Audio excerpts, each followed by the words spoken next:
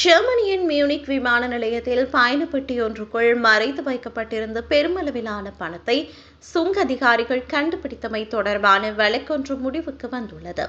கடந்த 2020ஆம் ஆண்டு பார்சிலோனாவிலிருந்து கிரீஸுக்கு பயணம் செய்து கொண்டிருந்த பாகிஸ்தானை சேர்ந்த 43 வயதுடைய நபர் ஒருவரிடமிருந்தே இந்த பணம் கைப்பற்றப்பட்டது. இதன்போது சுமார் 6,32,000 யூரோக்கள் கைப்பற்றப்பட்டதாக அதிகாரிகள் தெரிவிக்கின்றனர்.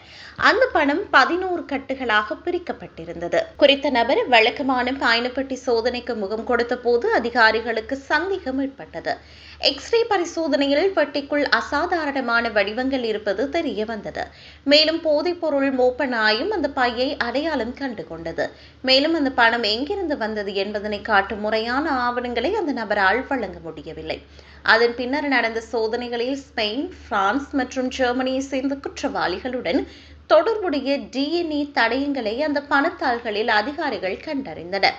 இதன்போது கண்டுபிடிக்கப்பட்ட ஒரு DNA தடயம் முன்னதாக கடுமையான குழந்தை துஷ்பிரயோக வழக்கில் தண்டனை பெற்ற ஒரு ஜெர்மனியருக்கு சொந்தமானது. மேலும் சந்தேக நபரின் தொலைபேசியில் மனித கடத்தல், ஆவண மோசடி மற்றும் கொக்கைன் கடத்தல் ஆகிய வழக்குகளுடன் சம்பந்தப்பட்ட தொடர்புகளையும் போலீசார் கண்டறிந்தனர். இவ்வாறு இருக்க உணவு மற்றும் அரிசி வர்த்தக நடவடிக்கைகளில் இருந்து அந்த பணம் வந்ததாக அந்த நபர் கூறினார். மேலும் சில வணிக ஆவணங்களையும் பழைய பண பிரகடனங்களையும் அவரது வழக்கறிஞர் நீதிமன்றத்தில் சமர்ப்பித்தார். ஆனால் அந்த விளக்கங்கள் தெளிவற்றதாகவும் முழுமையற்றதாகவும் இருந்ததாக நீதிமன்றம் தெரிவித்தது. இந்நிலையில் அந்த பணம் சட்டவிரோத நடவடிக்கைகளில் இருந்து வந்ததாக ஏர்டிங் நீதிமன்றம் முடிவு செய்தது.